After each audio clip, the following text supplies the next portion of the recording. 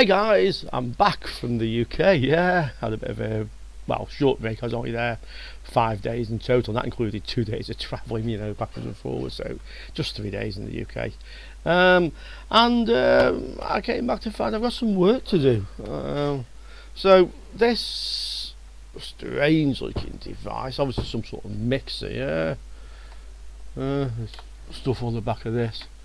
Seems to have phone line connections to it. I'm not sure what this thing really is. I'm going to have a look if I need to. AEQ Bravo. So there's analog mixer. There's all these buttons like audition, phone and Q. Yeah. And he says there's no output basically. So I think the best thing to do is just switch it on. Yeah. It makes a noise.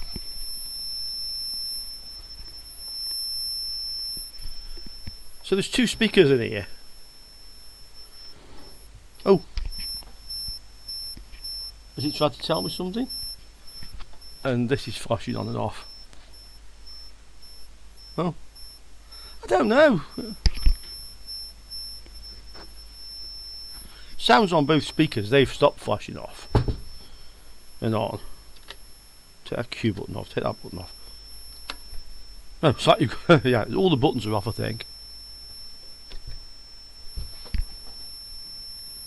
There's still this high pitched sound, not very loud. Oh, it's loud enough without it's loud enough without the headphones on. So that's what it's basically doing. And then switch it off, it goes zoo.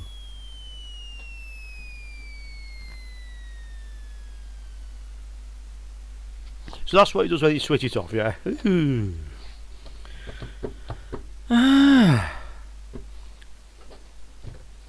I think I could do with looking up the user manual and see what this thing actually exactly is for. I mean, I know it's a mixer. I mean, first suspicion is a problem with the power supply, because something's obviously unstable and it's on both channels. I don't believe it should make that whistling noise. So it makes me think there might be some power supply problem noise. So I'll have a look at the user manual if I can find one. I'm sure I can find one, and then maybe try stick some audio into it and see if anything actually comes out of it. And then we're going to have to open it up and have a look to see what's going on. Right, so give me a few minutes and I'll connect some wires and then let's try it. Okay, well, I know what it is now. It's damned expensive to start with, like €3,500 worth of kit here. It's basically a broadcast mixer, so I think this is basically intended for a radio station. You've got 12 inputs, and then you've got telephone inputs as well. So I think from what I can see, you can actually ring numbers from here. People can call you in, and then you can, you know, effectively play their call coming in through the mixer. Yeah. It really does get that way around. That's strange. Okay. So yeah, that's what it seems to be. Yeah, for a radio station. So I've plugged the headphones in and put, you know, an audio input, and all I can hear on the headphones is the same whistling noise I can hear on these speakers. So I think, having, you know, basically not knowing anything about this thing really, the best bet is probably just to open this up and have a look to see if we can see something obvious. I suspect maybe it's like there's a switch mode power supply here and some problem with the capacitors, and that's what the high frequency we can hear is. I don't know, maybe they run at much higher frequency than that, the switch modes. But yeah, let's get it open and let's see if we can actually figure out what's going on with this and if there's anything obvious. Yeah. Okay, so I tried connecting an audio signal to this, and I couldn't hear anything. The headphones made the same noise that I had through the speakers, basically. So I've opened it up, which is a little bit of a challenge, but I'm in here now. Not easy to show you this. I can't get under the overhead camera, but this is basically what's inside it. This is just a big piece of perspex that I've propped in there just to keep it open. Yeah, while I'm working on it. So the first thing I wanted to do, oh, and by the way, the bench power supply has got nothing to do with it. I'm just trying to charge a laptop battery at the moment. So the first thing I want to do here is check the voltage supplies. I don't know what the voltage supply should be, but I might have a good idea if they're wrong, basically. So we'll put this meter on volts and just switch it on. And then these wires here and here, if I just zoom down, you'll see these come from the power supply underneath here, yeah? One of them goes to the board at the back here, and then these two lots here come up onto the main board, yeah? Let's try, yeah, it's a bit more level, there you go. So, basically, I want to have a look at what the supply voltages are. So this is 14.93, because you can see it on the meter down here, yeah? Unusual spot, but there it is. 14.93. I'm guessing this is a negative supply. 14.09 minus, yeah. This one minus 13.8, and this one plus 2.3. Really, I'm not sure what that's supposed to be, but I'm pretty sure that's wrong. Oh, it is wrong. It's minus 1.3 and plus 2.3, and I can't imagine that's right. And there's another one down the back of here which might just go to the same as one of those two. All the negatives I think are connected together on this, so just to make it easy we can get into one of these and see what we got down on these here. Minus 1.2. Just read to the ground here. I'm sure it's the same. Strange that it's slightly different, but not very different. But yeah, it's low, yeah. And this one here. Can we get into the positive one? Plus 2.2. Yeah. Is that the same one here? Oh, that's changed. Ah, yes, it's changed on both. That's now minus 0.8 and plus 2.2. So, without knowing what the voltage should be, I think we can very easily assume it shouldn't be that. Yeah. So, I'm thinking there's two power supplies under the metal casing under here. I'll just zoom this back out a little bit. Yeah, so this is where they come in under here. Now I'm guessing there's two power supplies under here and one's giving the wrong voltages. So I'll take this apart and now let's have a look to see what we've got underneath there, yeah? Okay, well I've got it apart, so it's making some note of which wire went where, yes. Some of them were numbered, some of them weren't, but I've made, like, put some coloured stripes and little things on them. When I took it apart, I noticed a wire had fell off this fuse holder at the back. One wire I actually came off when I actually took the board out, but the other one I'll show you, and it's this fuse here, this signalling fuse, because there's already a fuse on the power in. If I just get into this shot, yeah. So on the power coming in, this has like a built-in fuse here, yeah. So there is a fuse here, but I'll show you the wires that went to this signalling fuse. So one moment to get hold of the thing, yeah. So these two wires, like these two here, yeah, we're on the signalling fuse. Now I'm going to zoom down and show you what I just found, yeah. I'll just pause it one moment. Okay, there we go. So this wire here, this one is the one that actually came off while I was trying to get the unit out. Yeah, I was trying to pull the little like sleeve off, thinking it was like a crimp terminal. It wasn't. It came off. But this one, get it into focus for you properly. This looks like it's gone brittle here. So, in fact, it says you can see this wire here. This is fairly flexible, yeah. And this is like brittle, and it's like it's snapped off. And I'm sure that was already off. And I'm wondering if that's why the power supply's got some very strange voltages on it. So the first thing I'm going to do is to connect the fuse holder back up. I've tested the fuse, so the fuse reads okay with the multimeter, yeah. So the fuse reads all right. This is the one where I took the sleeve off, and this is the broken one, the one that was already broken, yeah. It looks to me like it's got, you know, a bad connection on or something. So let's solder the fuse back on, and now let's try and power just the power supply up and see if we've got the correct voltages, yeah.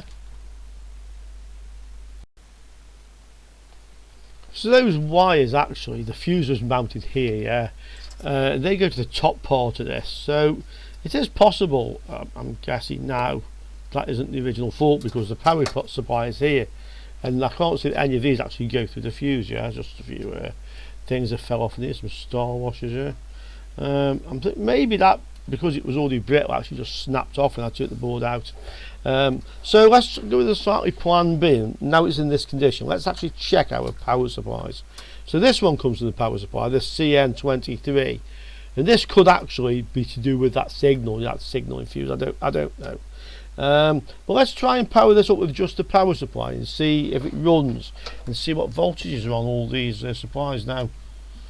So switch this on. I mean, maybe it doesn't run at all without that connected. Yeah. So we've got some power on. Let's have a see what we've got on these now. Just got one of these on here.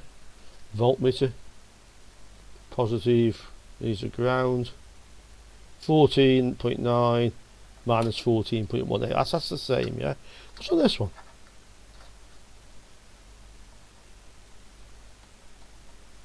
12. That still seems slightly out to me. Plus 12 minus 10.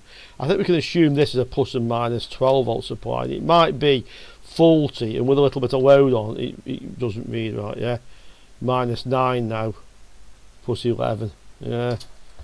Yeah. Let's just measure the minus on this one. Minus. It seems some stuff. That was minus 11. Try this one. Oh, yeah, this is a 15, obviously. Get the reader that way around. Minus 40. So something seems a little bit not quite right with this to me. Again, let's just go to the minus 11 plus 9. Okay. So you're on the right one. Plus 9 minus 10.9. I don't like it. I don't like it. Let's have a look at this power supply under here and see if we can see anything obvious with that.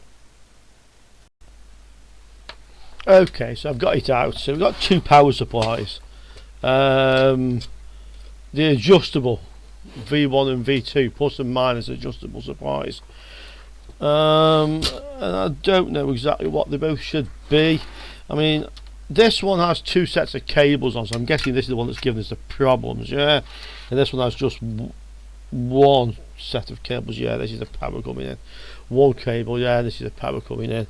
This here appears to go to this little circuit board here, which is another sort of like, looks like a voltage. Yeah, so that's this is probably a standby supply. I'm thinking this is standby. Yeah, looks that makes sense. Looks like a little standby. Looks like we've got three power supplies, and this one has a problem. And it looking to me, before we even take the metal cage off, that this one, both of them, have some rather suspect looking capacitors in them. Okay, let's remove a bit more metal work. Okay, so I've got the covers off. Banging my head on the lamp there. Yeah, banging my head. Okay, so this capacitor is obviously gone. It's domed, a little bit of brown crap on it, yeah. And this one's gone. And these two sort of look okay. And then on the other one, much the same, exactly the same. This one's gone, has a bit of crap on. That one is clearly gone, and these two basically look okay. The other thing I spotted on these, by the way, is both of them say plus 30, well, they both say plus actually, plus 13.5, plus 13.5, but I don't really trust that. Unless what I was surprised, no, it connects on that one, so this is the plus and minus, it's just obviously the way they wired up, yeah, or that isn't quite right. So basically, this rather complicated looking mixer repair is starting to look very much like a oops, and this is broke. That was probably me. This is where this power device fits onto the board. I probably just did that actually, so I need to just fix that, yeah. This one is solid, yeah. That was me trying to lift the circuit board out, which kind of came out really. Okay, so I need to look at what's happened with that, and we need to change these capacitors. And while we're at it, we may as well have to see what, if these are the same value as these two, then I think I might as well change all four on both, yeah. Okay, so let's get the circuit board off and let's have a look at that.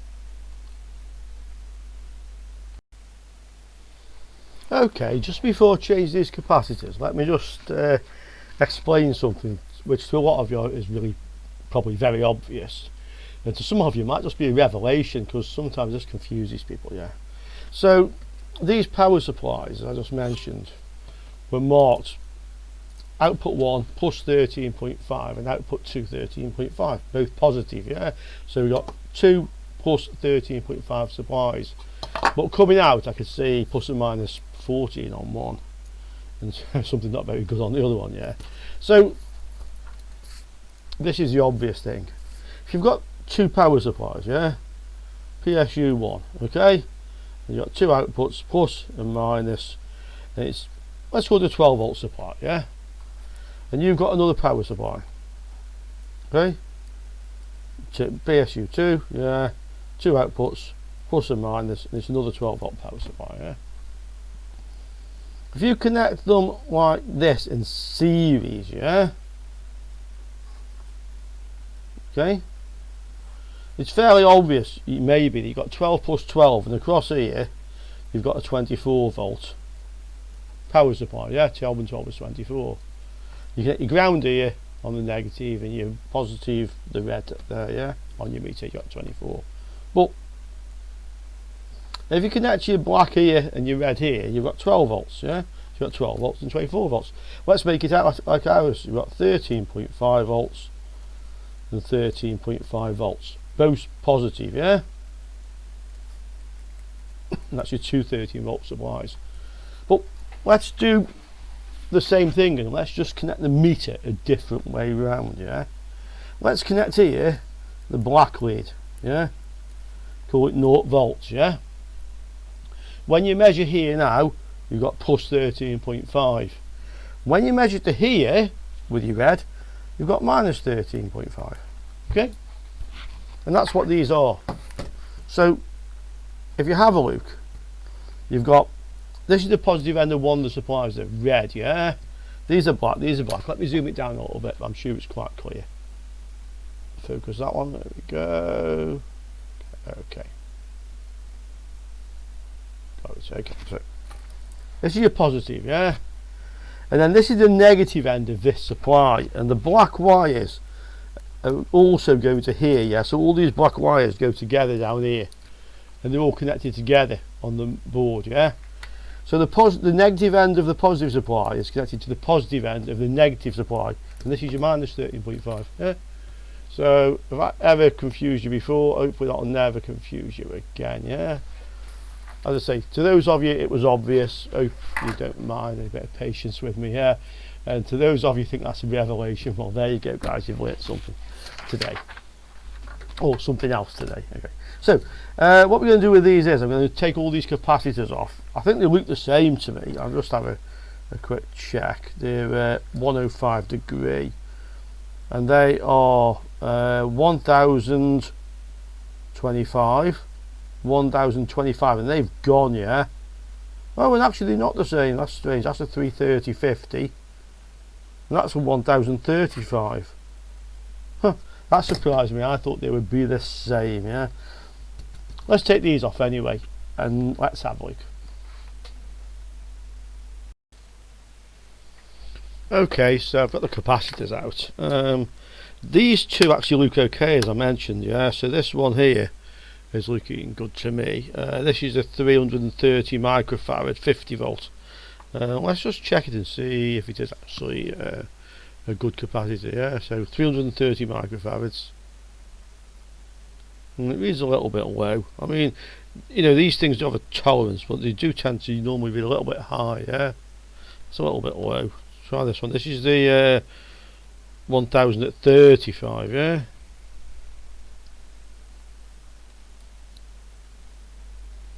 Okay, here we go. That's reading just slightly high, so that's probably okay, yeah. And then we got these two, which are the 1025s, which are obviously domed, yeah. These look bad. So let's check these, yeah. Let's see what we got on these ones. Oops, other way around. So I go this way. This is the first one of them. Let's get into the shot if I can. Okay. Oh, that doesn't read anything. That one doesn't seem to have any capacitance. So let's try it again. Get onto the connection. No, this is reading like 6. Yeah, I'm on it. It's reading about 7 microfarads. So it's over 1,000. So look at the other one. This is the other bad one. Yeah. So let's see what this one reads. Okay. A little bit better, 21. Well, they're obviously gone, yeah. And I think the other two, because they're the same make but different values, these read okay. If I've got suitable replacements, I will replace them. But if I haven't, I'll put them back in. I suspect they're probably okay. And exactly the same seems to have happened to the other one as well. I mean, on the other board, yeah. Exactly the same 2 capacitors seem to have failed. Now let's have a look on the ESR meters if we get asked into here. Let's see what that thinks of them. I'm expecting the ESR to be very high on these. So we'll just zero it. Clip the 2 wires together. Yeah, let's get them on there. Okay. 0. Let's try and get an accurate reading out of it. Yeah. Okay, it's close enough. So this is the first one of the bad ones. Yeah. So that's on there. That's on there. What's it reading? 8.7, 8.67. It's not good. Not good, I think, that one. This one.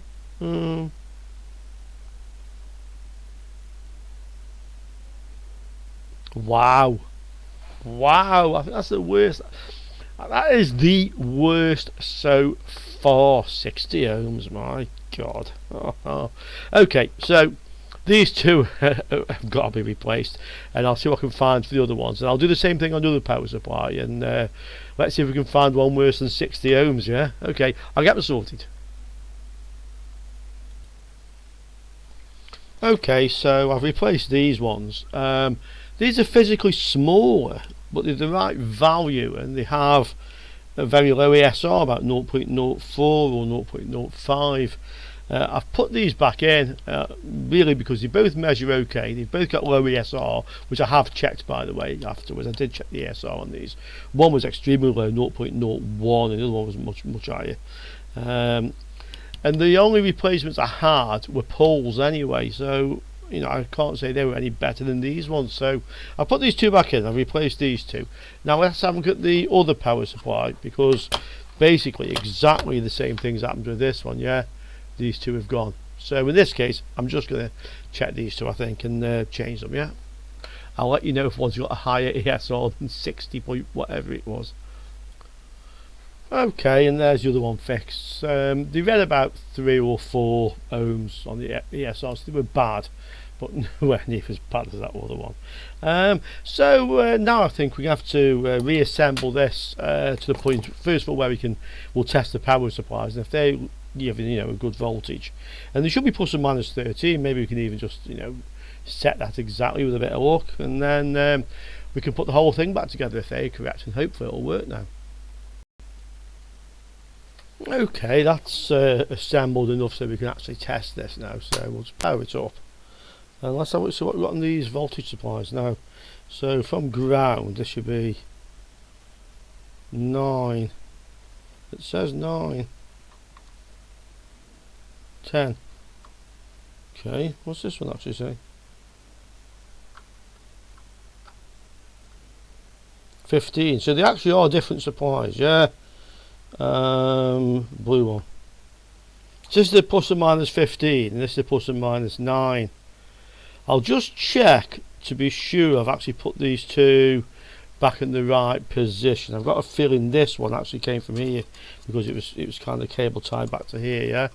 Yeah, because it seems not the same voltage rail at all, which sort of makes sense. I did wonder why we'd have 2 power supplies both giving the same. What I can do, we can assume this is a 9-volt supply, I think, and I can actually adjust this now, the output on this one, to actually read 9. Yeah, I've found a small screwdriver, but I'm absolutely sure we can actually do this now. So does the screwdriver fit the thing? Yeah, the little adjustments.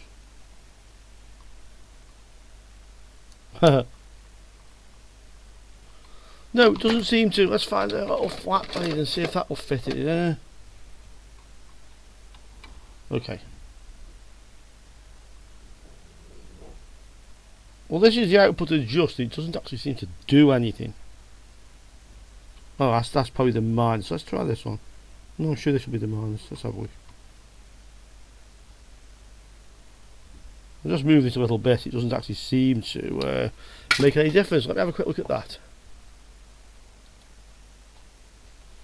Okay, so that's a bit interesting. On this one, which is the one that was kind of giving plus and minus 14 point something or thereabouts, I've got 15.8 on here, and on the other one I'm reading 13.39. I thought they should be a bit better balanced than that. Now I've noticed this adjustment,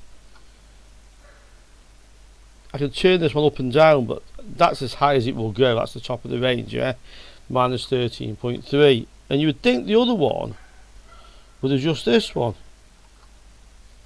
but it doesn't have any effect on it. And I'm assuming, well, it says V1 adjust and V2 adjust. This one, in the meantime, has got about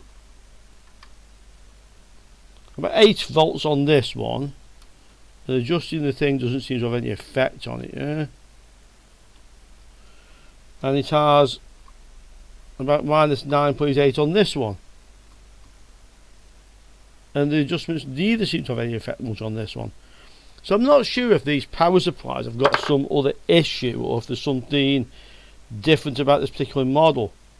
I mean, I've got plus 8 minus 9 minus 10 nearly. I mean, there's quite a big difference there. Okay, and I've got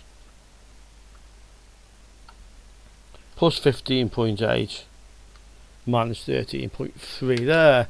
But I think what I'm going to have to do with this is try it and see, yeah.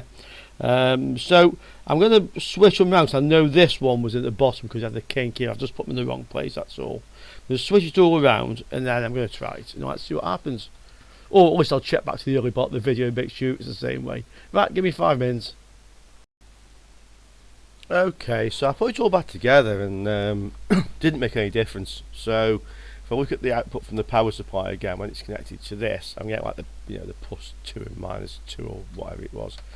Those are very low voltages. So that power supply has obviously still got a problem. In fact, I suspect they both have, because I can't adjust the voltage on both outputs to start with on one, and I can't adjust it at all on the other one, really, well, not properly.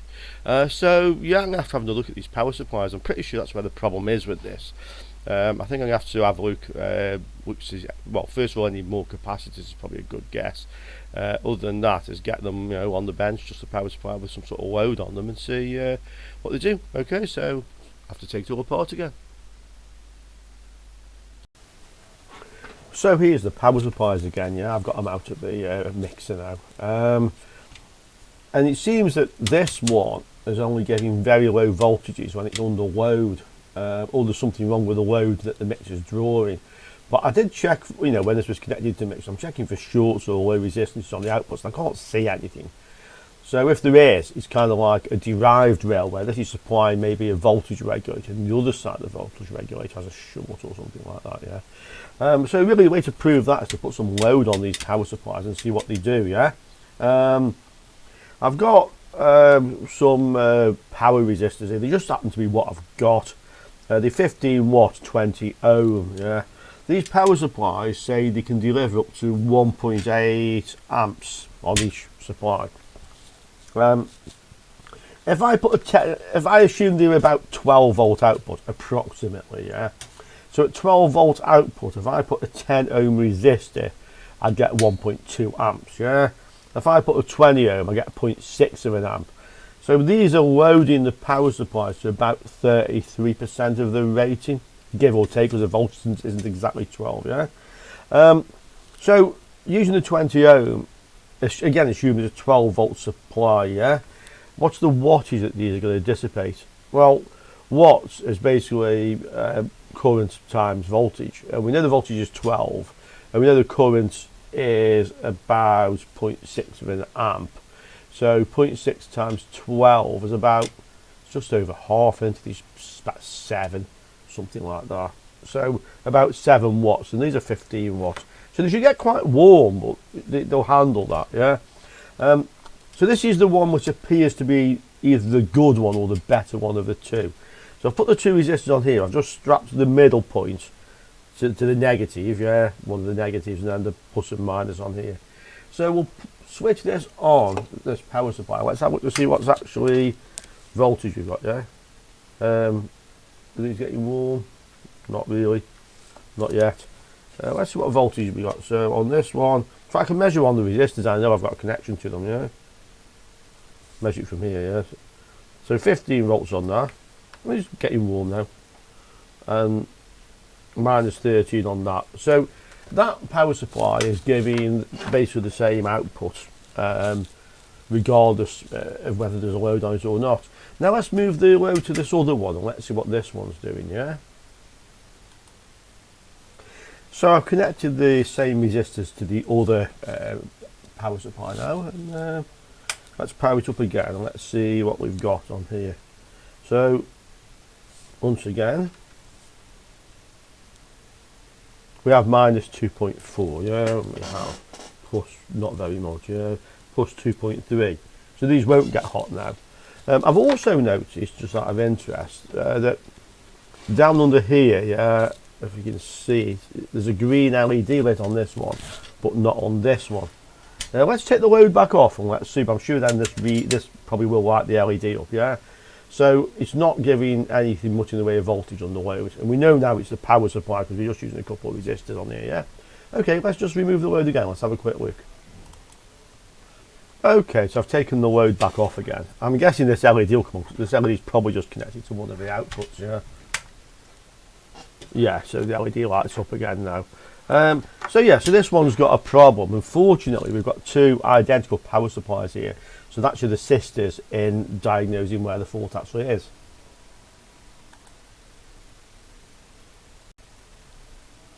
Oh, I'll just mention this little power supply that I thought was some sort of standby.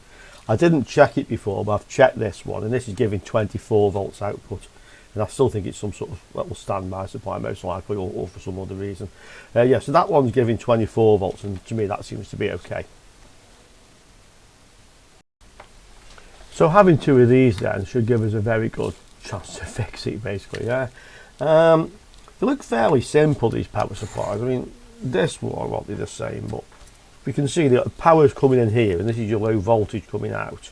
And if you just flick it over, you can see this is like where the power comes in through the fuse. This is like a filter to stop noise getting back up into the mains and a couple of capacitors. After that we have the bridge rectifier, the big capacitor there, yeah. And then some fairly high wattage resistors. This looks to me like this is actually the switch mode controller, this one, yeah, the pulse width modulator controller. This device is going to be driving the transformer. This 6-pin device is probably an opto isolator. In fact, I would say that is an opto isolator because look, this is like the big gap here between the high voltage and low voltage side, yeah. So the transformer straddles across here, across the gap, and so does this device. So this must be an opto isolator, just a 6-pin one. And then on this side here, we have, this was the rectifier diode, it's bolted to the heatsink. The 4 capacitors we've checked, so we've changed the blown ones, the other two looks okay. There's another diode here, so it's probably like 2, there's another, what's this thing here, there's maybe some sort of regulator. It says 4 AEQ, I'll have to look that, let's see what that is, yeah. There's another diode here. Now you'd think that this, because it has 2 voltage rails, there'd be 2 of these, but I'm thinking maybe this is the other one, something else here. So yeah, these might be regulated. I need to have a look. There's another fairly chunky diode here. So yeah, there's a number of diodes given the fact we've got 2 voltage rail outputs, yeah. But before we kind of like try and work out how all this connects up, I think the first thing I'll do is see if I can see any difference between the two, yeah. Now what I have noticed, the one with the 2 capacitors on here is the one that's basically working, and this one that basically isn't working. And this doesn't look very clever, yeah. top of this capacitor. That one's a bit better. I'm wondering if there's a problem with that. I mean, it certainly needs looking at. Yeah, so I think I'll have to take these capacitors off and have a look to see why that's effectively done that.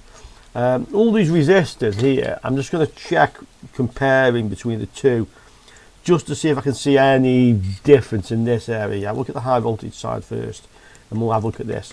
So I'll get onto that, and I'll be back in a minute or three. I've checked all the resistors on here that I can see, and just look for any differences. There was a slightly different reading on the one here, like 1.8k on one and one about 1.5 on the other. But I'm not necessarily sure that's actually a problem. And I don't think the resistors, I mean the resistors actually are 2.2k, so I mean they do sort of read, you know, different sometimes. No, it's an 8.2 actually. So quite often you'll find, you know, they read lower than they are because of other components around them. Yeah. But anyway, I've taken these two capacitors off. This is the one with the broken thing at the top, and there isn't a lot of difference between these two. So they're rated at 150 microfarads, 450 volt. Yeah, and this is the one that doesn't have the broken plastic, and it's reading like 150. Yeah, pretty much bang on. This is the other one, and it's reading a little bit lower, you know, but within tolerance, to be honest. If we take the ESR meter and just connect this onto it, I'll just zero the ESR meter first. So we just hit the 0 button. Let me just actually zero it, and then this one, which is the good one, if we want to call it that, was reading about 0.5. But to be quite honest, with these sort of capacitors, these are not really high frequency, they're smoothing mains frequency, so the ESR isn't so important anyway. This one reads a bit higher, 1.27, so again it reads a little bit worse than the other one. Yeah. I've got a few of these which are poles, different brand but the same rating. Yeah. So we'll just check this one as well on the ESR meter. And this also reads about 0.5, like the good one did. Capacitance actually again reads a little bit lower than rated, but within tolerance. Yeah. So what I'm going to do is, this one that came from the other board that was working, I'm going to put into the one that doesn't work. And then the replacement one I'm going to put into this board that was working before, and it should still be working now. So let's get that done, and I'm also going to check these two capacitors here as well. Yeah. As well, they're both the same capacity. I'm going to check those as well and just see that they're okay. I've removed the other two, the little capacitors, one from each board, the one that was up here. Yeah, this is the switch mode controller, by the way. I looked up the data sheet. But I'll just actually briefly tell you what you have on these boards. It's a bit interesting. So this is switch mode power supply. This is the driver chip. This is the transistor that drives the primary. Yeah. This is a diode, these are diodes, yeah.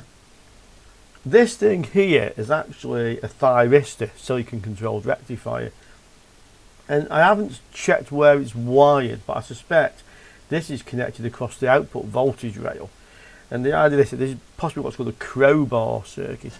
So a crowbar is a way to very rapidly shut something down in the case of over voltage. It actually shorts the output of the supply, rather than damaging whatever it's connected to. I suspect it might be something like that. Yeah, this is a little TL431 reference voltage, which is possibly connected to this. I haven't had a look, but yeah, it looks like it probably is connected to this. Yeah, so I think that's some sort of over voltage protection. Quite a drastic method called the crowbar. It comes from like dropping a crowbar across the voltage rails to short something out. Yeah. This thing is a buck regulator, and this is the coil. And I haven't again tracked it out, but I think this generates like the one voltage rail, positive possibly, and then this generates the other one. Again, I haven't had a really look to see, but there's only 2 voltage outputs, and this is a variable buck regulator controller. So I think that's how this is actually working. Yeah, a bit of a strange. I mean, why not have like a plus and minus winding coming from this? I don't really know. Anyway, that seems to be what we have. So the little capacitors, yeah, this is the one off the bad one. This is the one off the good one, which will slightly better one. I'm not sure either of them are actually working correctly. So this one we can just put on the capacitance meter. It's rated at 100 microfarads, 35 volts. Yeah, and it's reading 90. I'll just get my fingers away from it because sometimes that affects the reading if fingers are touching both. No, it's only reading like 90. And it's kind of yeah, okay, dropping a little bit. And this is the other one. This is the one off the bad one. Yeah. So let's see what this one reads. So again, negative on here, and I'll just touch the positive. That's worse.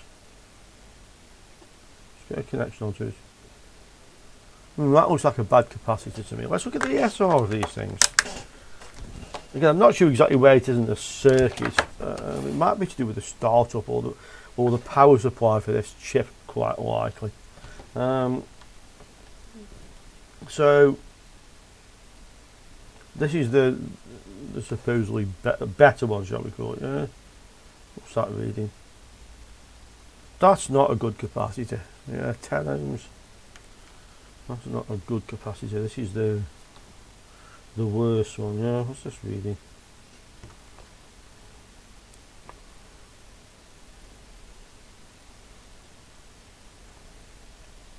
You're joking. You're kidding me. Meter's reading okay. Yeah. Wow. This meter goes up to 100 ohms, and that's above it on the SR. Okay, that beats our worst ever, which was like 60 or 62.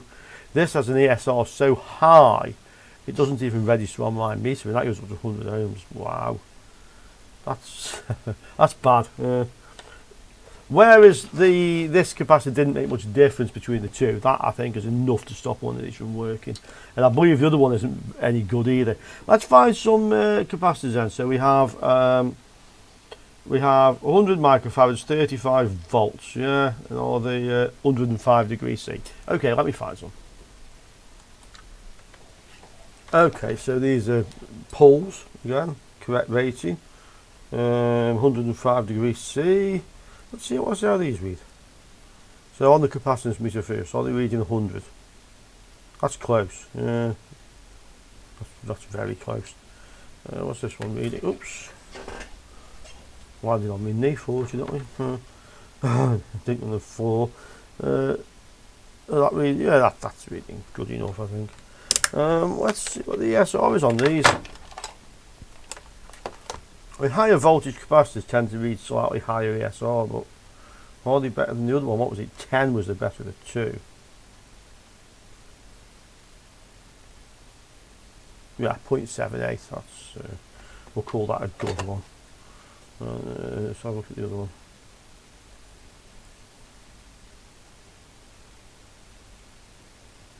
.77. Okay, so let's put these in, and then let's check these again. So we'll check the bad one first, under load, and then we'll check the other one. Yeah, let's see what happens with them now.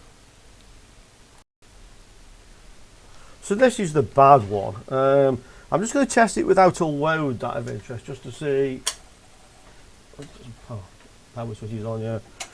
Just to see what it's reading now, and then we'll put a load on it, yeah. So this is reading plus 1294 now, and minus 16. This might be because I was kind of messing around with the pots a little bit to see if I could actually adjust it. So let me see if I can actually set this to plus and minus 12, which may well be the correct voltage. I mean, I must admit, I don't know what the supply should be generating, and I may even have to see if I can find out, or ask someone, or even email the manufacturer and just ask them what we should have on here. Yeah, okay. Well, that goes down to minus 13, and this one is going to plus 10 now. Oh, strange. Yeah, seems like I'm not quite sure what these two adjustments actually do, if you know what I mean. That's on 12. I'll stick that on 12. What's this one reading? minus 14. Right, does the other adjustment adjust that one once you've adjusted the first one?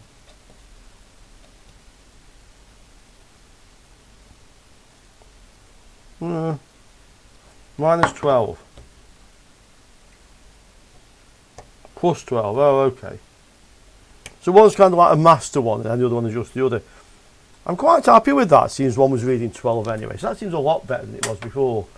Well, now we'll connect the load resistance and see what it actually does.